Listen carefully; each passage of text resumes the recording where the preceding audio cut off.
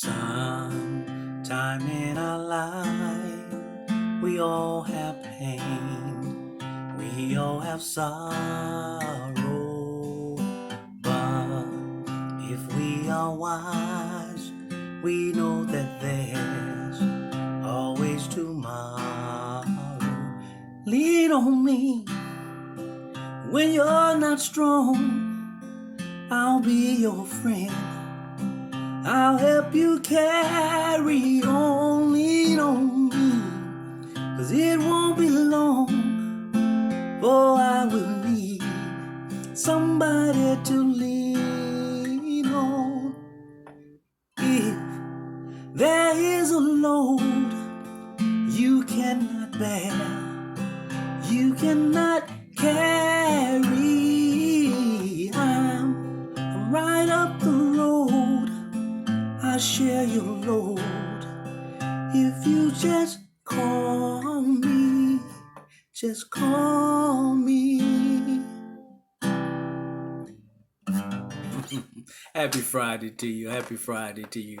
I can't do it like him, but that's the late Bill Withers. It says March, he died March 30th, and some say he died April the 3rd today.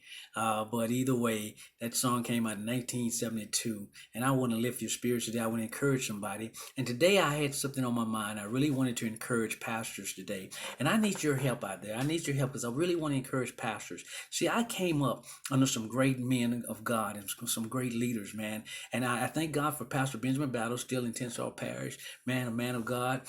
I thank God for him, and I thank God for my pastor, the late great O.B. Brown that I had right here in Houston, Texas. Man, I tell you what, that man would be at the church from morning to evening to night.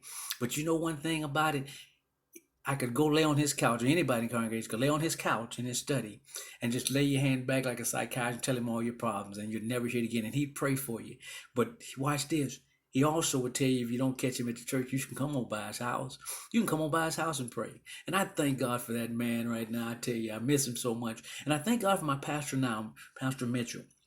Why I want to encourage pastors today, and there's so many good other men of God and deacons, and I want to encourage y'all today because this is why. You know, I know it is hurting. It is hurting some of you pastors to shut your door. You feel like you're failing the people.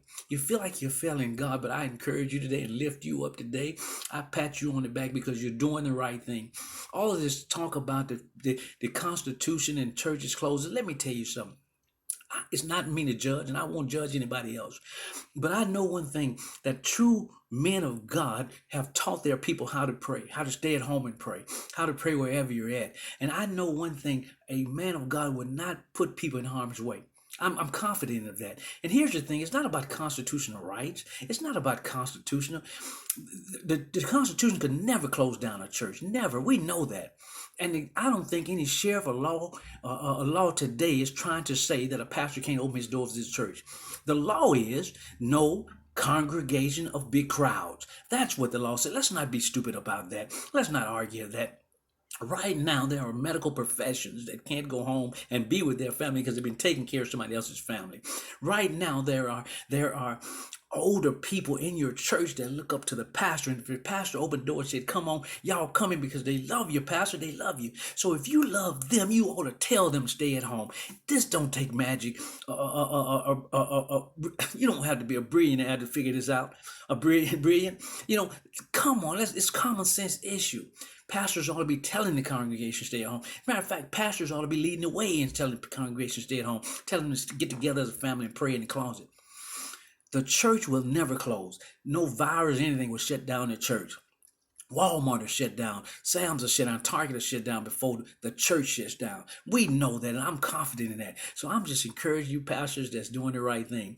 I tell you what, I loved Sunday. I watched about 5 of churches that were on the internet. Shout out to you, Pastor Renee Brown in Baton Rouge, Louisiana, homeboy of mine. Just him and 1 or 2 musicians, 4 or 5 handful of people. My pastor, him and his wife and a musician.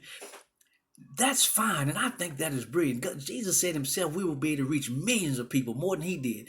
You have the internet, you have social media, and I encourage some of you parishioners today, with the older pastors, teach your old pastors how to use that internet things. Teach them how to go online and get those live broadcasts. You don't have to go in a building and congregate with 5,500. Don't believe. Come on, pastors. We're better than that. So I'm encouraging those pastors right now. Don't you put your head down, think you failing God. There are old pastors right now in the country. Don't put your head down. Don't you feel like you're failing the people. You're doing the right thing because, listen, I don't want that thing stuck way up my nose to test me. I don't want that thing stuck up in grandmama's nose to test her. I don't want that thing stuck up in a little baby's nose to test that little uncomfortable, because we got to test and keep testing people. This thing may last throughout. Have you thought about this thing may last throughout the summer? This thing may last to July, August. There are people right now that not working. There are people right now worried how they're going to feed their families. There are people right now that can't go to work and they're worrying about unemployment, can't get that. And yet we're still trying to congregate. We're trying to outsmart the law, talking about the Constitution can't shut the church.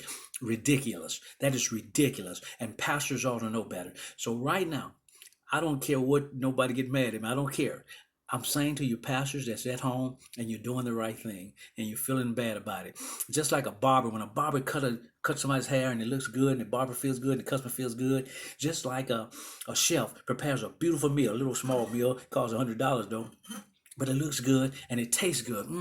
And the chef feels good about it. Just like a mechanic listen to a rattle in a car and he fixed that car and the customer's happy because he fixed it, and the mechanic puts his hands on the hip, just like a pastor. Why can't a pastor love his profession too? And there are pastors out there that love the church, love God, and would want to be in their church right now, and it's hurting them to their heart. It's tearing their soul apart that they feel like they can't open their church.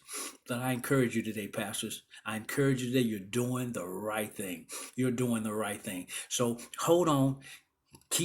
We could be back to church. It may not be for Easter. We just had to put our Easter suit on, Easter dress on, and be on Facebook, and that's all right. But I tell you what, God is going to take care of this thing. But let us help him. Let's do what we're supposed to do. Let's no big crowd gathering. Let's not enhance it.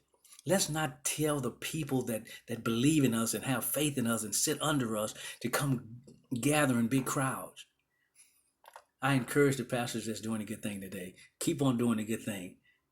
And remember, if you get, y'all call your pastor and tell him he's doing a good thing. Tell him he can lean on you. Send him $20, $5 or $10. Do something good for your pastor. Pray for him. List your pastor's name here under this. Not talk too long. List your pastor's name if you want to. And bless your pastor. Them pastors are doing a good thing. I encourage those pastors today too. All those old deacons, I know you would go to church if you could. Stay at home. Stay at home. God bless you. Have a good weekend.